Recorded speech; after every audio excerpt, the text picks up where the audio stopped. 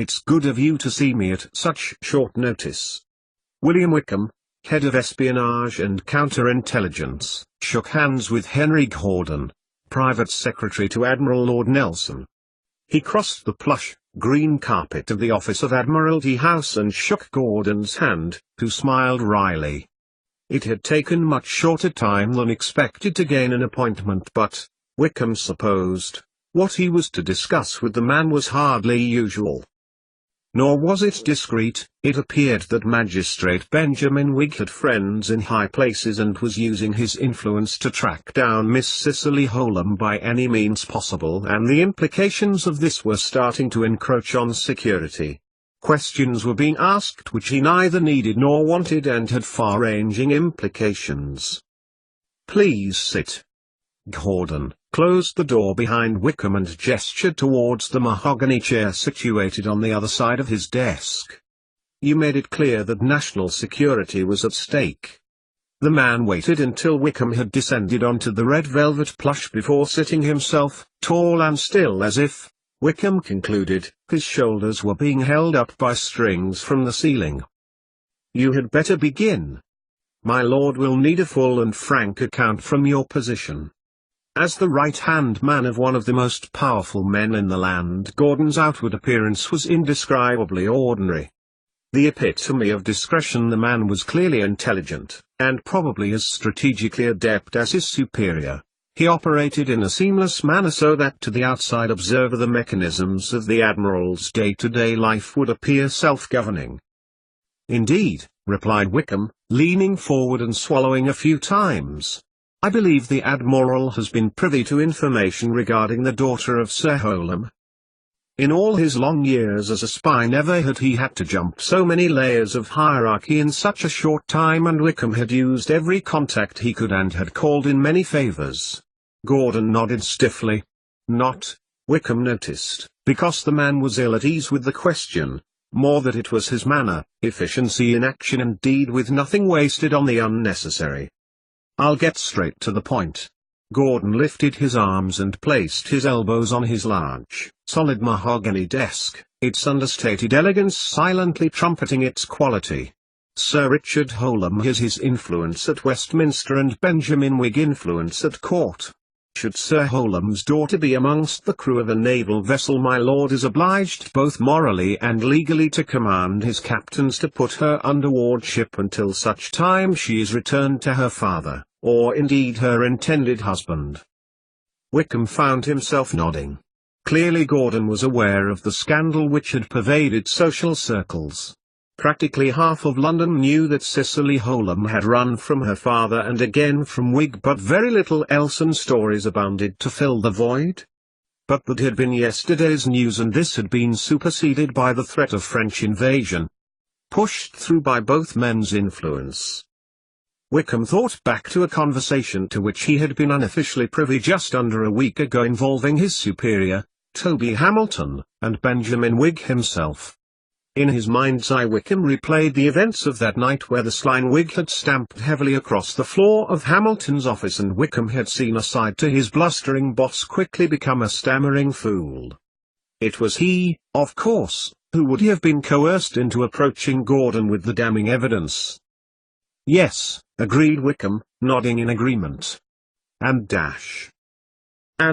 from my own investigations she was married under a captain of my lord's fleet to one of your men." Gordon fixed Wickham with a stare, and the Wickham swallowed down his previous sentence. He was good, mused Wickham to himself. To have discovered this, the very news he was going to impart himself, all without Wickham discovering that he had found this out. Under different circumstances the spy master would have very much liked to have recruited Gordon into his own practice. "Indeed," Wickham agreed. "However, there are complications, not least for the security of the country." "Go on. I will need more information before I can propose anything to my lord. The marriage between Miss Holm and your man is clearly void under the laws of the land, and while I can put things in place to delay my lord's orders, that is the extent of my influence." The private secretary stopped, unused to explanations not being forthcoming. He smiled, which appeared and disappeared so quickly William Wickham wondered whether he had imagined it. "Can you tell me, for example, of the role of your man? Or where, perhaps, Miss Holham may be at present?" Wickham swallowed again. He had anticipated both questions, and for the latter he had very little. "Miss Holham left the company of Dr. and Mrs. Darwin of the Mount, Shrewsbury, in mid-July. It is understood that Benjamin Wigg had discovered she was residing there, as a guest of Mrs. Sophie Aubrey, under her husband's instructions." Wickham watched as Gordon began making notes with his expensive quill pen on pages in a large leather notebook open on his desk. "As annoyed with Shrewsbury as the Wrekin giant," added Gordon, without looking up. William Wickham said nothing, glad that the secretary had not caught his eye, and wondered privately if this was the man's attempt at humor. "As to her whereabouts since then, and for the last 6 weeks, I really could not say. She has an uncle, maternal, a cabinet maker from Ely Dash." "She could have fled to him?" "No," replied Wickham, shifting in his seat. He had spent many long hours in preparation for such questions from the Admiral's secretary, and though necessary, he knew, it was, nonetheless, a diversion from his main employ. "This man has long since emigrated to the Americas, and it appears Miss Holham had very little to do with him. Her mother died at a young age, and Sir Holham kept both her and her brother from his wife's family. As to Maturin—" Wickham paused as Henry Gordon looked up. "Ah yes, Stephen Maturin. His name appears in the record of Captain Aubrey of his marriage to Miss Holham aboard his ship. He is recorded as being the ship's surgeon." Wickham found himself nodding. To reveal anything of his men to others was not done, not least for security reasons, and he was grateful to the private secretary for setting the context. "This is where the complications lie," Wickham conceded. "And were his role not to change so significantly in the very near future, I believe I could be a little more frank." "And you can tell me nothing more?" Wickham shook his head. "Only that the man can do what we require, that he is the best, and that he is loyal to me."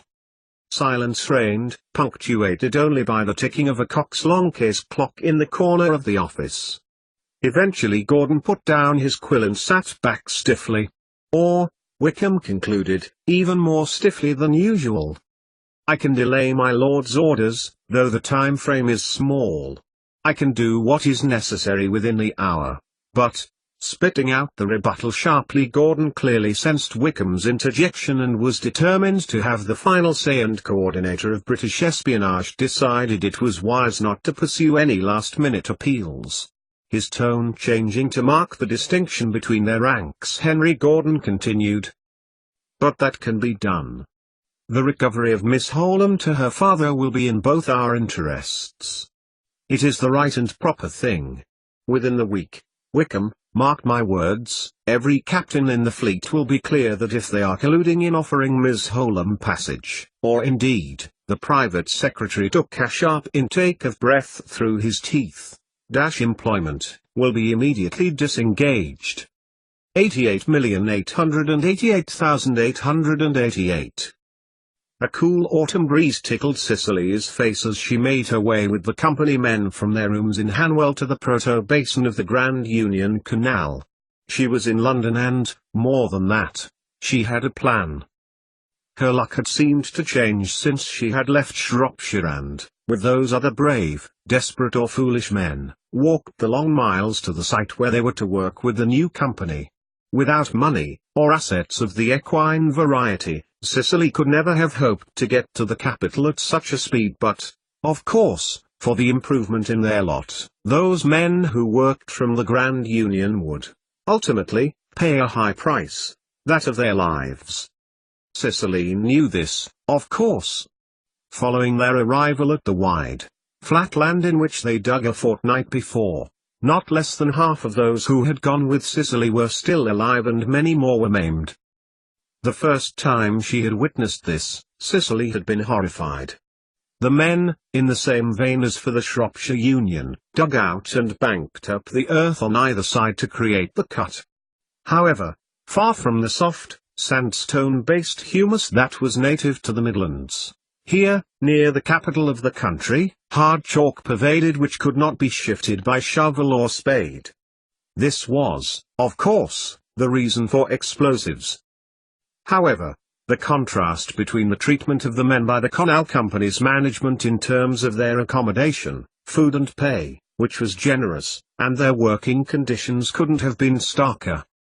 The cost of fuse line was taken from the men's pay. This was expected. Navvies for any canal company expected stoppages in their wages for the equipment and materials they used. Men, therefore, cut the fuses far shorter than was safe to save money, and as a result some navvies did not have a second chance to rethink such a dangerous strategy.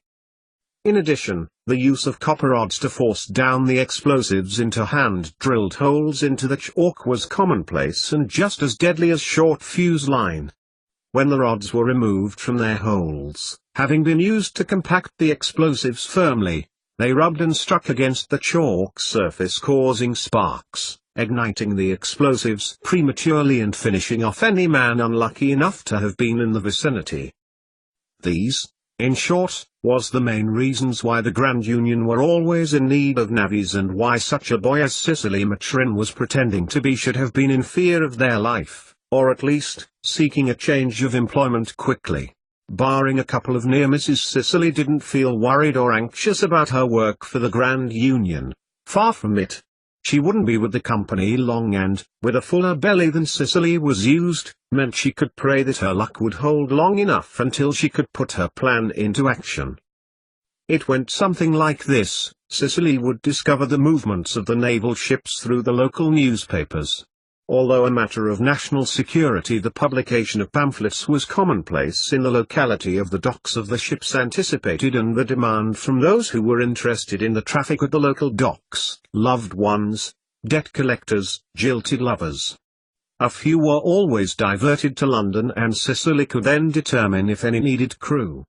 By being aboard she could then ascertain the location of Surprise and make further plans to reach her. But there was a downside. She needed money quickly if she were to get herself in a fit state for a naval captain to be interested in her skills aboard his ship. Those docking on the Thames were mainly those ships which had been diverted off course from Portsmouth and were yet to be engaged in warfare. As such they would have plenty of crew, and so Cicely would have to look, and be prepared to act, her best in order to be taken on to mizzen. Money for food and board to see her through till she had found employment. Money to clothe her in loose-fitting garb, rather than the heavier clothing she had bought in Shrewsbury following her flight. Money in case she needed to get across to France, or if she discovered Surprise was anchored in a particular port. Getting herself clean, too, after so many months living as a navvy. She didn't regret her decision to try to make amends to Mrs. Aubrey and Mrs. Darwin, but Cicely had to admit that the money she had taken from the Mount would have been more than useful. She did have another means of cash, however. That, and some scraps of paper from Dr. Darwin's original copy of Zoonomia which she had written on the back of Stephen's old notes, were the only things of value Cicely had on her person. She kept them close in her bindings, not least so she would not be robbed of them, and it was the other, her mother's silver locket, which was her last, and only, means of raising it. That was where the complications arose. It was made by Castellani, and as such was highly distinguishable. Cicely knew that it was worth about 10 guineas, but that she would probably only be able to get 10 shillings for it in the back street pubs that the navvies frequented. She would have to sell the locket only when she knew she would be able to board a ship, or at least be out of the vicinity of where she had sold it. At a starting price of 10 shillings, someone was bound to recognize its true worth, and within days it would be in the hands of someone who knew about fine jewelry, and eventually someone would start asking questions. Could she have reached a ship without selling her mother's necklace? Cicely knew she could, but it would take far longer. Would she do without it? That was another question.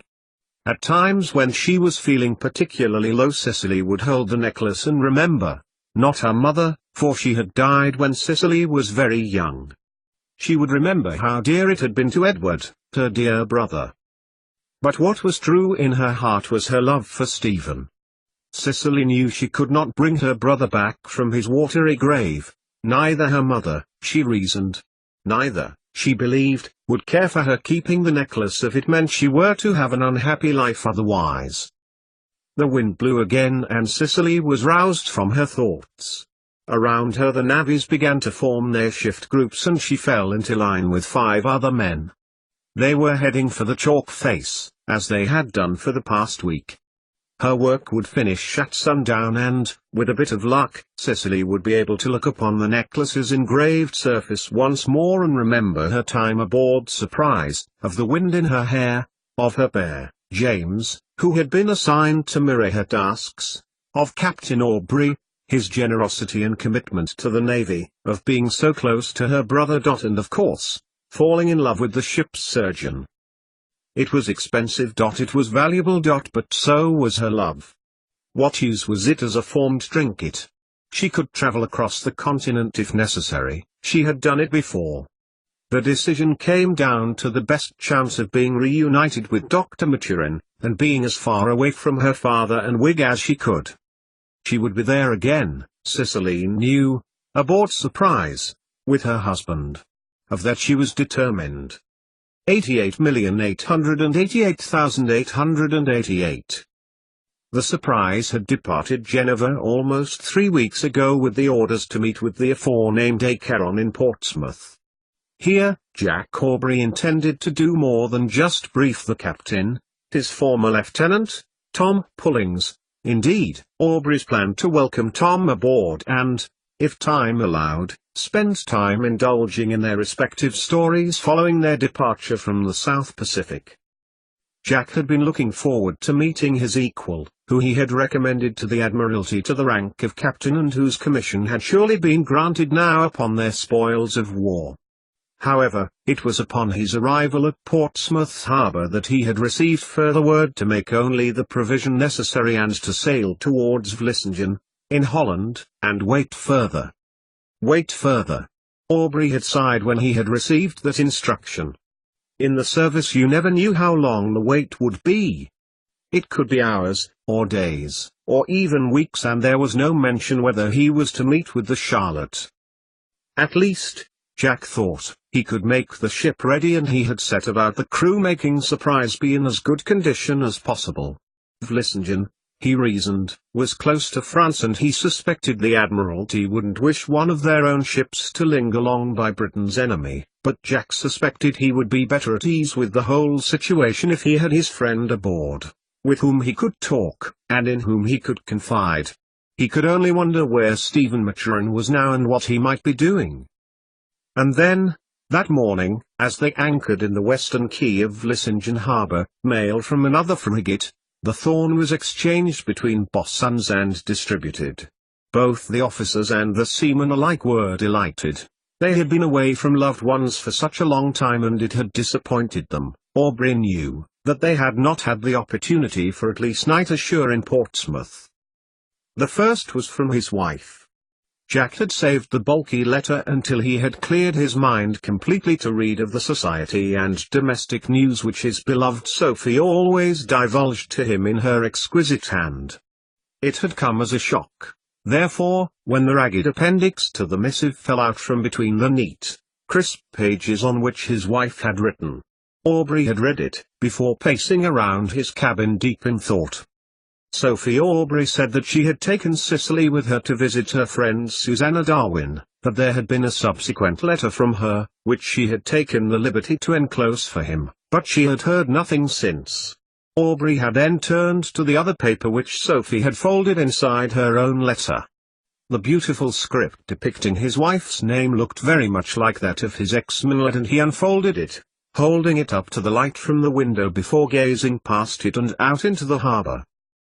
Now, Jack Aubrey sat in his chair, watching the bustle of the Dutch quay with his eye as he contemplated the consequences of the information he had received from Sophie.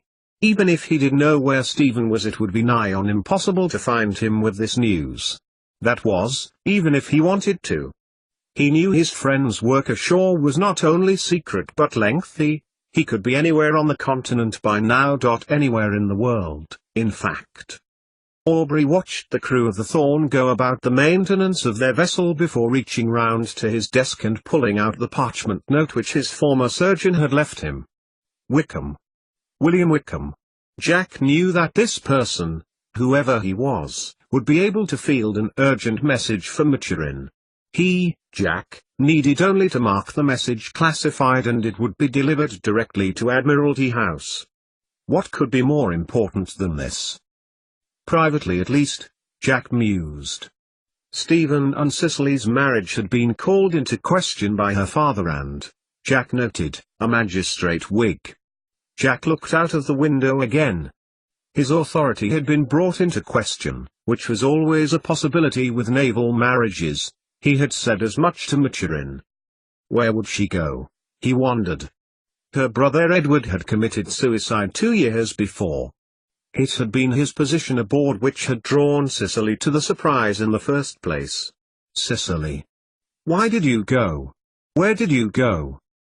He turned to his desk. Regardless of where Stephen was, he needed to know. Pausing every so often to structure carefully appropriately chosen words, Jack Aubrey began to write, but when none came he folded up his wife's letter and that of Cicely and put them into an envelope.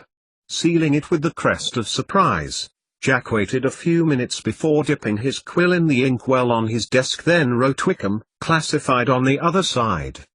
Aubrey got to his feet, intending to place the letter straight into the hands of Mr. Holler to give to his opposite number aboard Thorn. Before he got to the door to call his boss on, the captain of the Surprise remembered his other letter, the one which had accompanied the orders. The one directly from Admiralty House itself. Jack Aubrey sat back down, and opened both. 88,888,888. The public house was one which the navvies frequented regularly.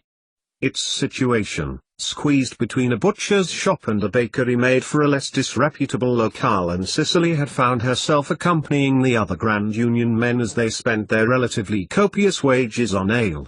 Sadly, the outer appearance did not disguise the dark, grimy, oil lamp smoke suffused interior. An ideal place, Cicely had concluded, for the sale of her locket, which would take her away from the canal and, with any luck, one step closer to the Navy and her Stephen. She had seen similar trades being carried out between the navvies and other men who frequented the Crown, soldiers, shop workers, ne'er-do-wells. It appeared that the landlady was involved at various stages of the transactions, and Cicely had decided to approach her. As usual, the smoke from the oil lamps blew into the street as one of the older navvies opened the door.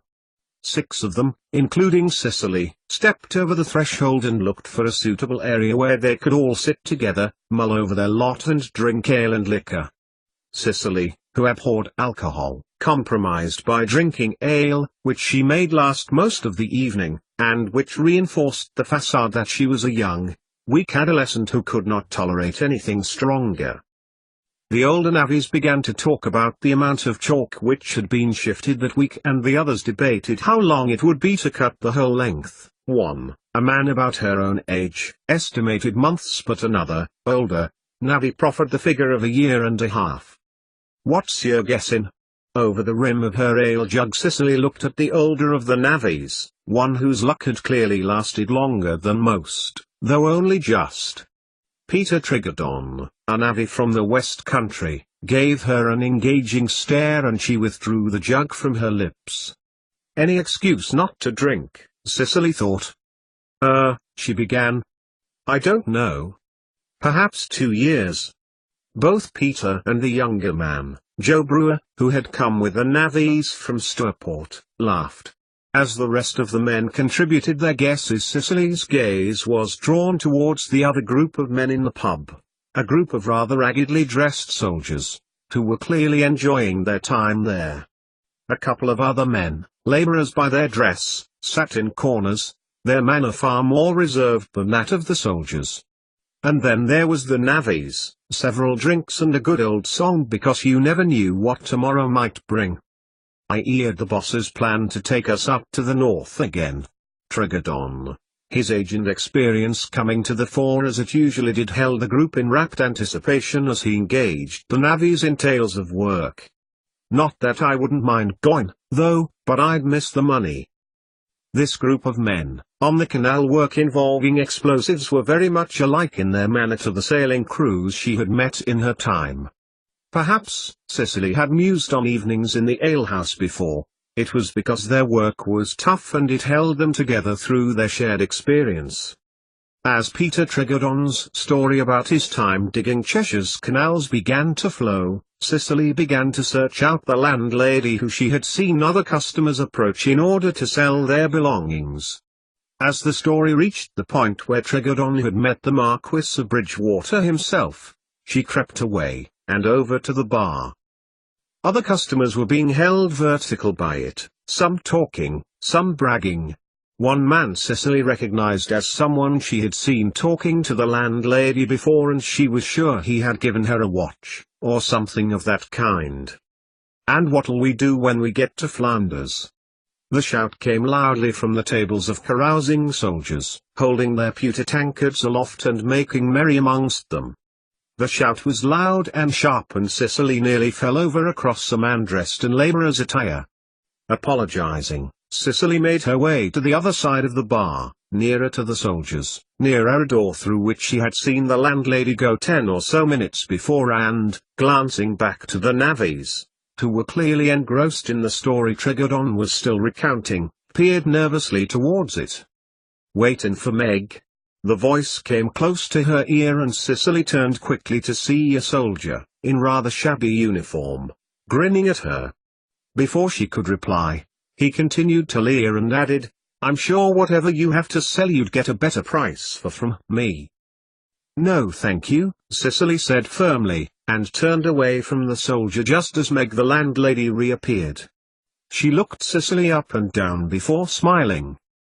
"What can I get you?" "Nothing to drink, thank you," Cicely said politely, and she heard the floorboards creak next to her. The soldier was clearly not going to press his inquiries now. "Summat to sell, then?" Meg looked along the line of customers, perusing the drinks before them as Cicely had watched her do before.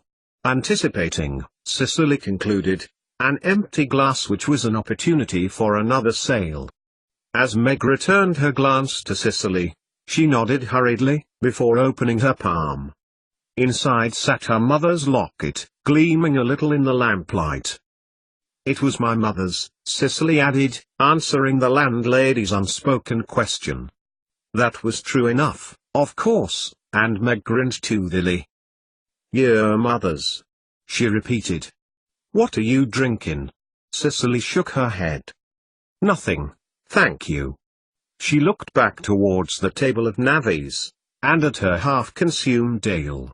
"I have one." "And what do you have in mind?" Meg inspected the locket with interest, and Cicely proffered her hand further forward, aware that other customers were moving around them. "It's a fine piece, and no mistake. Very fine." "A guinea?" The landlady dropped the locket back into Cicely's palm and threw her head back, laughing. "I can give you 4 bob." "But I'm sure it's worth at least a guinea," insisted Cicely, imploringly. "Not here," Meg laughed, shaking her head. "Where did you say you got it?" Her last question was quite direct, and she gave Cicely a glassy stare. "It was my mother's. Cicely swallowed.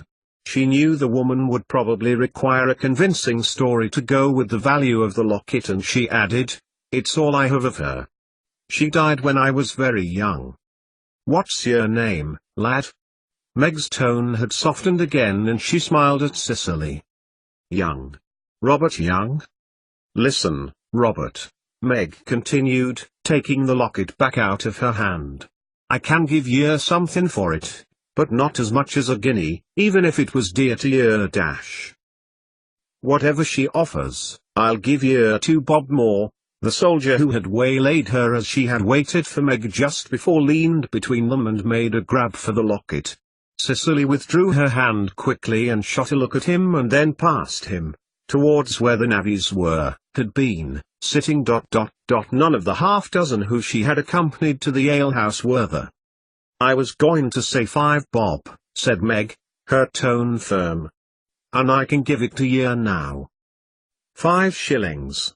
Just a quarter of what she knew she probably could have expected, but Cicely wasn't in the mood to hand around. "So have I," insisted the soldier, leaning further towards Cicely, his breath foul with liquor. "And it is a very pretty thing."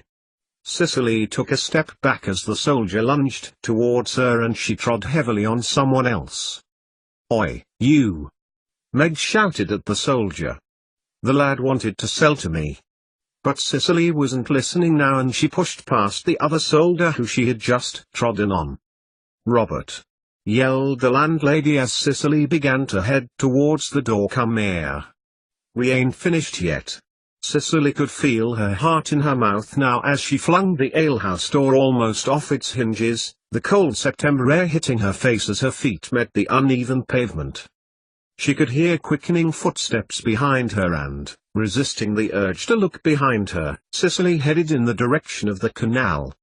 The men couldn't have got too far, she reasoned, and she held the locket tighter as she quickened her pace as the hubbub behind her got louder and louder, with shouts above a growing commotion. Turning a corner, Cicely stopped dead. In front of her was the soldier who had accosted her, with another man. She looked behind her quickly and saw that the rest of the soldiers, and a few of the other customers who had been in the alehouse with them, lingering together, waiting. "Lad. Easy." Looking side to side for a way out, Cicely saw a soldier emerge from group and move towards her. "Robert Young?" he called. In panic, Cicely turned back to where the first soldier was. "Take it," her inner voice screamed. "Take it." Raising her arm, Cicely made to throw the locket to the soldier, hoping it would confuse and she could run away. "Robert Young?" she heard her alias shouted this time, and, in the hope that it was one of the navvies, she turned back, catching her foot on the pavement. As she stumbled, the people surged around her and she felt a thump on the back of her head. The upsurge in noise faded in Cicely's ears as all around her she succumbed to blackness.